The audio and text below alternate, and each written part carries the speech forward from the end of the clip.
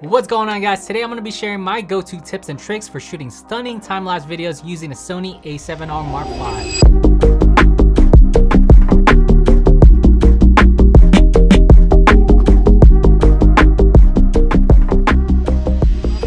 So what gear do you need to shoot a good time-lapse? I recommend having at least a sturdy tripod and a zoom lens.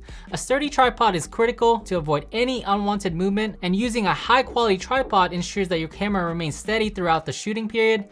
Next is a good zoom lens like this, and I recommend using a zoom lens ranging from 24 to 90 millimeters. And the reason for this is because the 24 millimeter range is a good focal length for a good establishing shot, while a 70 to 90 millimeter range is a good medium to telephoto range to get the intricate details.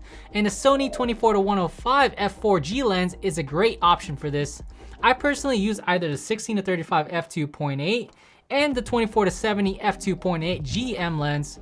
And that's because I love having the flexibility at f2.8, but honestly any f4 lens is a great option for shooting any landscape photos, and I often stop down on my lens anyways from f8 to f16 to get the sharpest possible image. Also, what's great about the Sony A7R Mark V is its deep cropping capability, and because of the 61 megapixel photos that it gives you, I often found the 24 to 70 millimeter range has been more than enough for me. And obviously you can choose to shoot with a prime lens, but you'd have to carry multiple lenses to get the same range as the zoom, and the only instance where you'd want to shoot with a prime lens is for the night time lapses due to its capability to shoot at a wider aperture.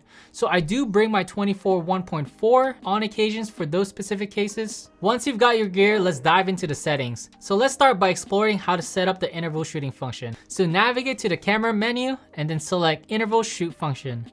And here you can adjust the shooting interval and the number of shots according to your scene. In general, the less time you have, the shorter the interval is, and the slower the movement happening in the frame, the longer the interval is. And if you enter the shooting interval on your Sony A7R Mark V, it will give you an estimated time it will take to complete the task. But in general, my shooting interval for each scenario are as follows.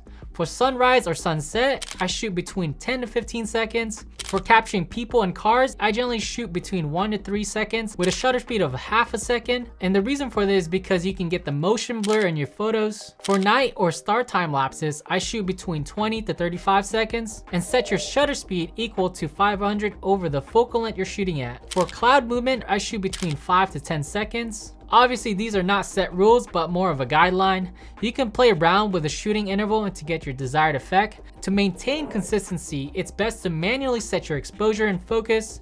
This prevents automatic adjustment that can disrupt the flow of your time lapse. Set your ISO, aperture, and shutter speed to suit your scene, and don't forget to switch your lens to manual focus. Also, make sure your battery is fully charged, or better yet, use an external battery source for longer sequences. So as an alternative and a much simpler method to the interval shooting function is to use SNQ mode, which stands for slow and quick.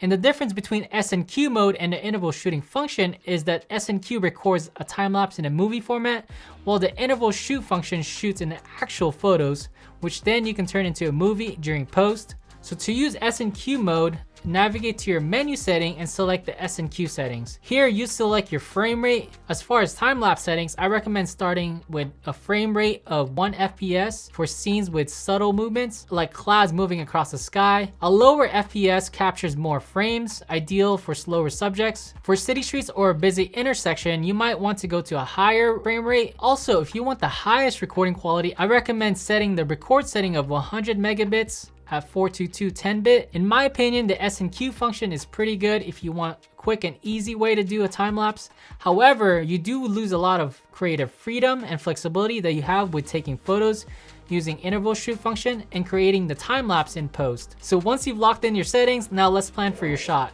Time-lapse photography is all about anticipation. Consider how your scene might change over time and position your camera to capture these dynamics. An app that I use to anticipate where the sun, moon, or the stars will rise and set in the sky is an app called Photopill, and this app has helped me plan my shots accordingly, and it has this cool augmented reality tool that helps you visualize where things will be in the sky. So once you've captured your time-lapse photos, it's time to take these photos into post-production. I first take the photos and import them to Adobe Lightroom to do the necessary corrections like adjusting color and exposure. If you shot the time lapse in RAW, you would have to do this in order to export them into JPEGs. In this next step, I'll be showing you how to stitch all these photos together in Final Cut Pro. First, let's import your time-lapse photos into your Final Cut library and select the sequence of time-lapse images you want to stitch together. Right-click, then press New Compound Clip. Name the compound clip accordingly. Double tap the compound clip, press Command A, and then Control D, and set this to 1 second. Adjust the framing by selecting the Transform tool, and adjust your image to your desired framing. Then play this compound clip to make sure the clip can play back as a time-lapse movie. So yeah, that's basically it. Follow these tips and you'll be well on your way in creating memorable time-lapse videos with your Sony A7R Mark V. And if you found any value in this video, give it a like, subscribe for more tips and tutorials, and now we'll see you in the next one.